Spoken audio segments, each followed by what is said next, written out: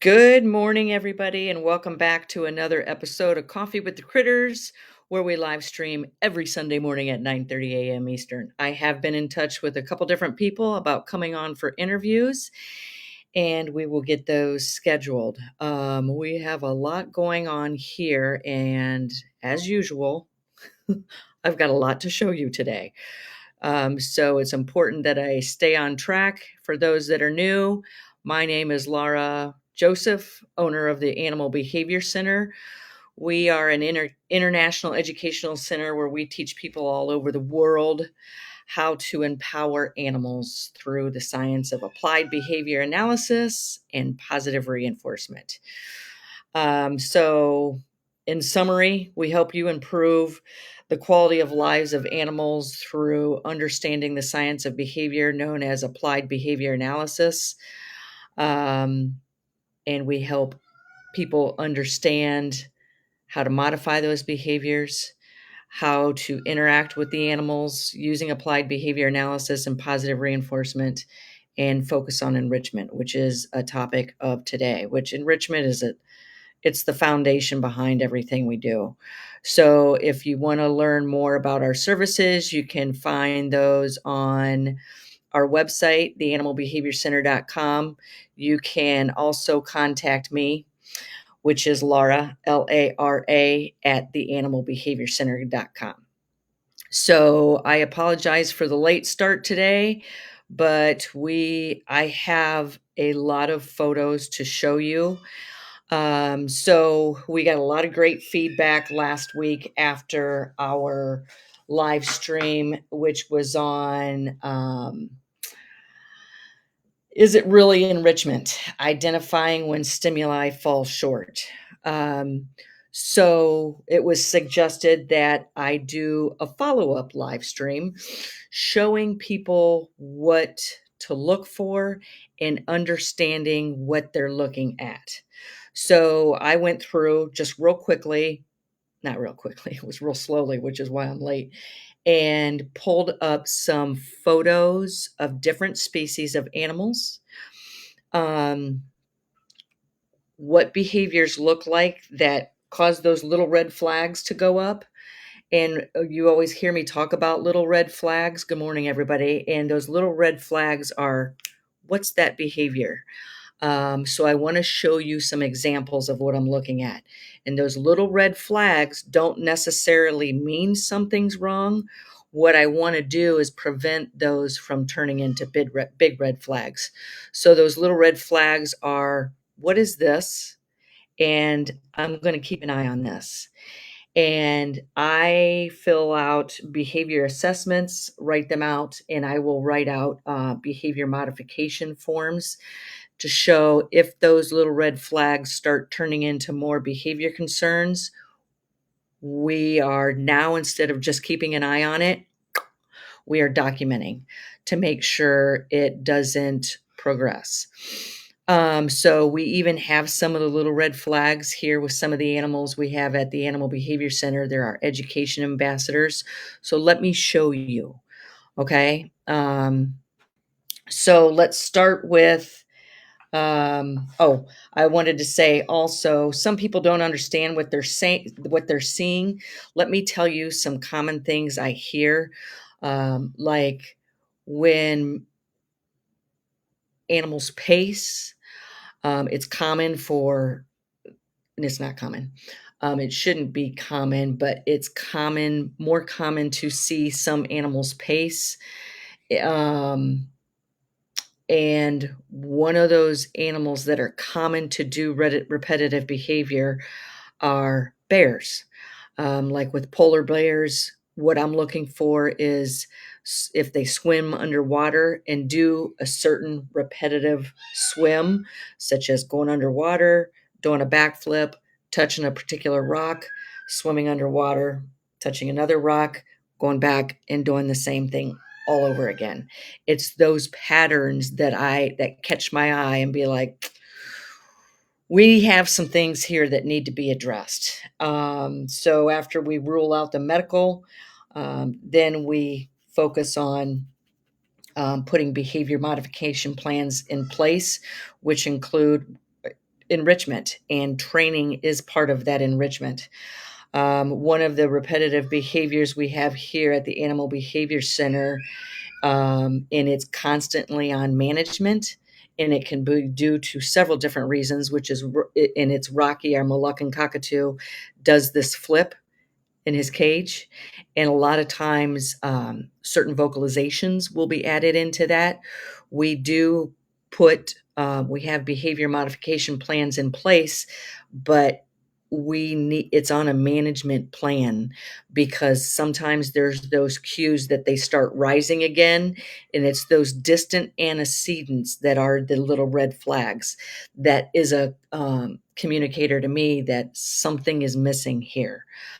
We don't want this to turn, we don't want this going any further.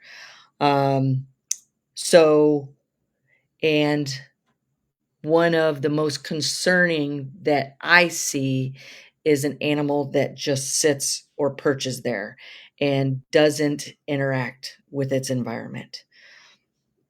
Which is, could be enrichment, could be me, social interaction, apathy, lethargy is, that's not a little red flag to me. That is a huge red flag to me. Good morning, everybody. So let's go ahead and start with some of these photos. So I took this photo to show you a couple of different things. Some people may see this. This is Stan, our ambassador fish, that we brought in through our nonprofit, the Sam I Can Foundation. A lot of people will just see a fish swimming in the tank. Okay, let me tell you, my eyes have been opened, and I hope to open the eyes of others because a lot of times people think this is just what they do. I just want to stay on track with my notes because there's a couple key points I want to make sure I don't miss. It's just a fish swimming in a tank because that's just what they do. Through my training with Stan, it has opened my eyes on all he can do. And what I don't want to see anymore is just a fish swimming in a tank. So through his training, we have trained him to target, touching a target stick. Through that target training, it's more of a distant photo, but if you can see, he's swimming through a hoop. The training that I'm doing with him is opening my eyes to, we really need to bump up the enrichment here. Stan is deserves so much more than just swimming in a tank. Here is a photo of me targeting him to my hand, which is how I taught him to back up on cue. I believe oh, nope, this is my last photo. So it's my last photo with fish, but my point is, when we train them, for me, when I am training an animal, I am seeing their full potential. I'm probably not even seeing the full potential of what they can do, but what it shows to me is so much more I need to be doing with these animals, because they're capable of so much more. And I learn what they're capable of through training. And then, like I said, I am constantly raising that bar. To help show people, when we know better, we can do better. Never stop trying to do better. I never stop trying to do better. And why I showed this photo is because since our move, a lot of our animals haven't been trained or as regularly as they're used to, and they're missing that enrichment. And I'm seeing behavior issues start to arise as a result of it. I was just talking to Lindsay Douglas about it yesterday. I was like, we got to get back on track here. We're seeing some animals starting to be a little stressed due to their enclosures are full of all kinds of enrichment, but one thing that's missing is our training. And that proves to me how effective training using positive reinforcement and applied behavior analysis can be with these animals. And this is a photo I took from a training session I just had yesterday with Stan. Anticipatory behaviors. You'll understand what those look like when you start engaging through training. And what was really cool is I'm dropping in food because I want to make sure I am not negatively reinforcing his behavior of interacting with me through training, meaning um, I want to make sure he's training because he wants to. So I'm dropping in all kinds of food, and he's still sitting there waiting. And that tells me, okay, training.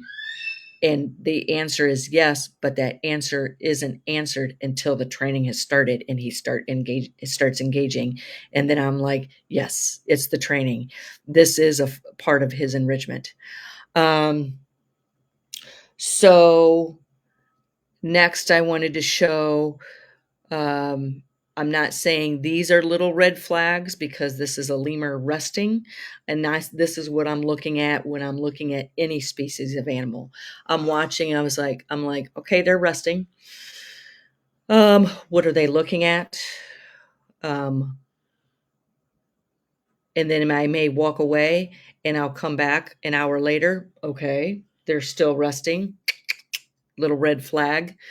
They're still laying in the same position. Um, and then come back an hour later. Are they still resting? This is the apathy, lethargy, um, not interacting in their environment or engaging with their environment. That this little red flag has now turned into a moderate red flag, probably getting ready to turn into a big red flag. I don't want it to be a big red flag. Lisa says, I think you need an octopus. Believe me, there's plenty of people that want me to have an octopus. Um, we've got to get some ducks in a row before we get there.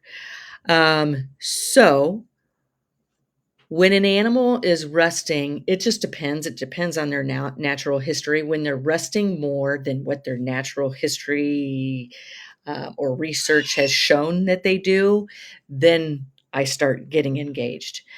Um, and there's different things we can provide to them. I know with the lemurs, we had certain stations, different heights, so they could sunbathe.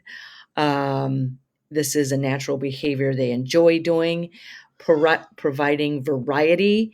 I want to see them constantly engaged, or not constantly, but at their will and more matching what their natural history does or above.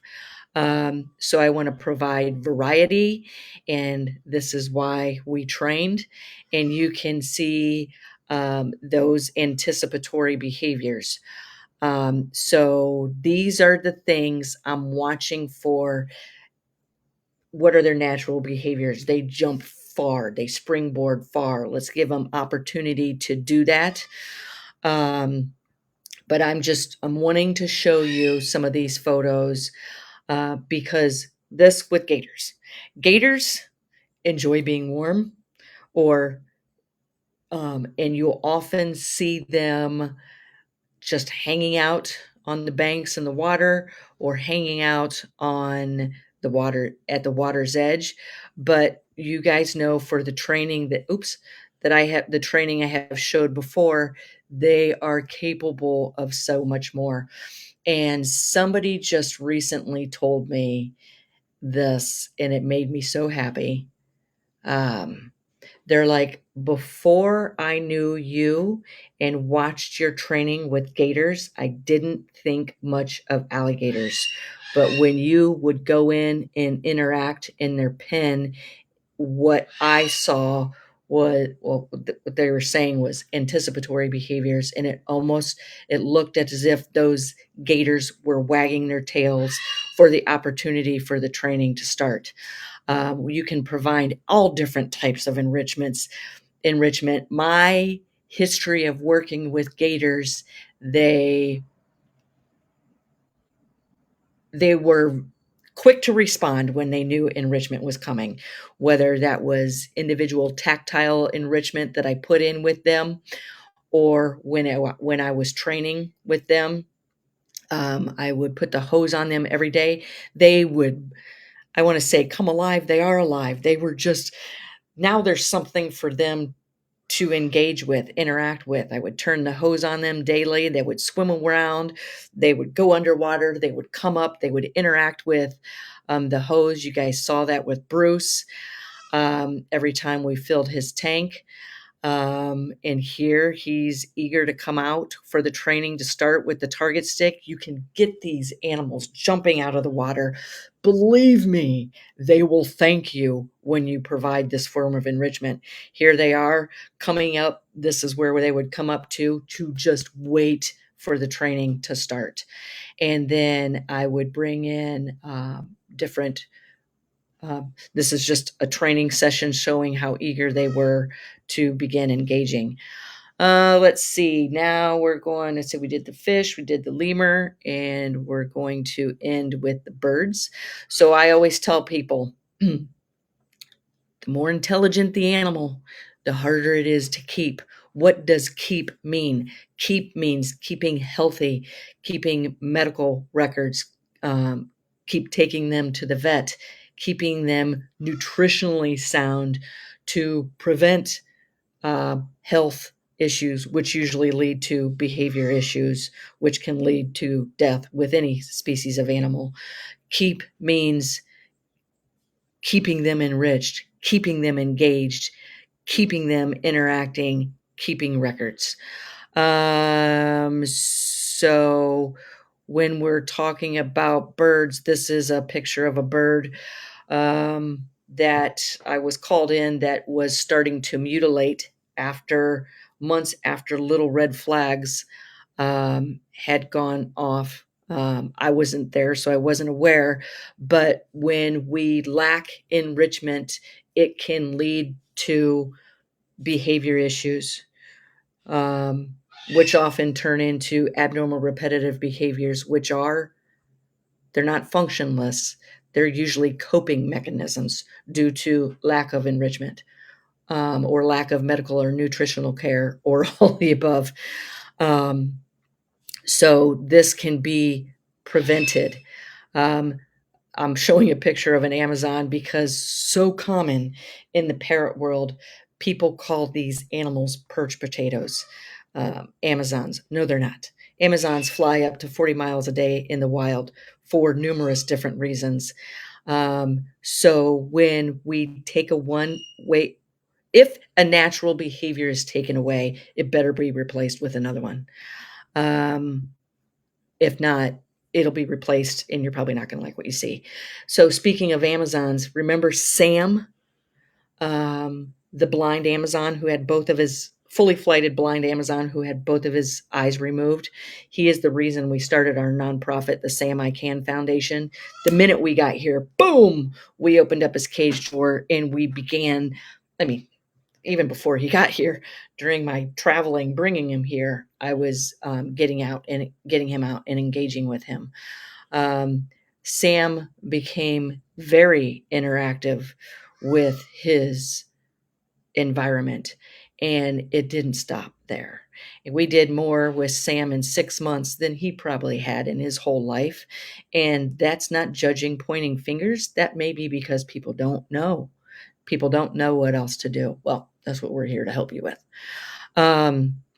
This is this is Rocky. I just took a picture of him a couple of days ago, taking a shower in his aviary. Being outside, bathing is a form of enrichment, but definitely not limited to. These are high energy animals. When you're working with a high energy animal, you better have behavior plans in place. So Barb sent these to me. She's a volunteer that makes the amazing enrichment. Um, uh, and this is before and after photos of some of the enrichment she made. On the left, looks like this is on a stainless steel skewer. I wanted to show you some of the enrichment that we make. There are 4 stuffed pickleballs within that black plastic container.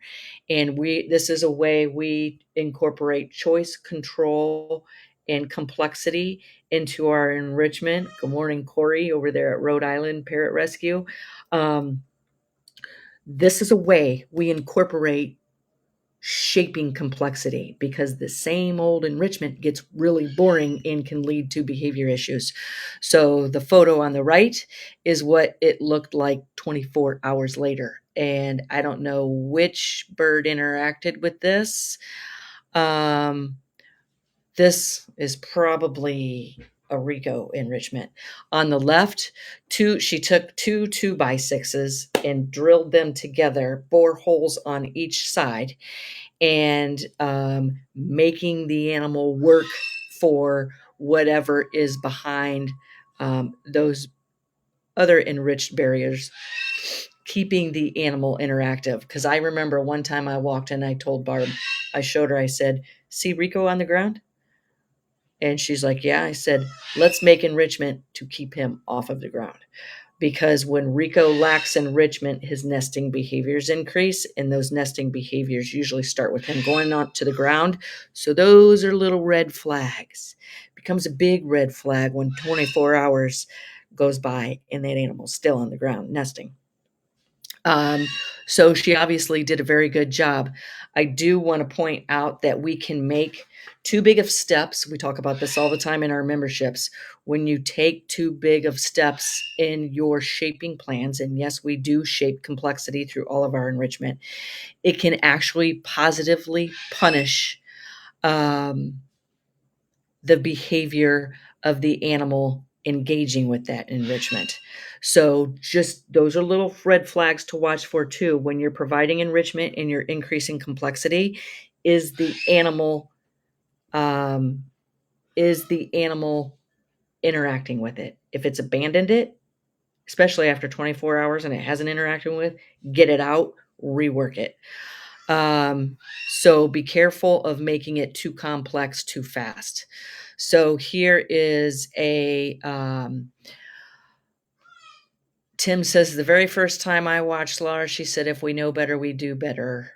That's been over 6 years ago. My, how time flies.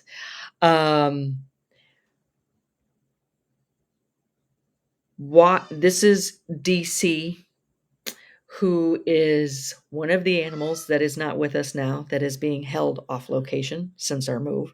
He is one of a few animals that's not with us, that is being held until we make our next move. So on the left, it looks like a to-go container, and each animal is its own individual.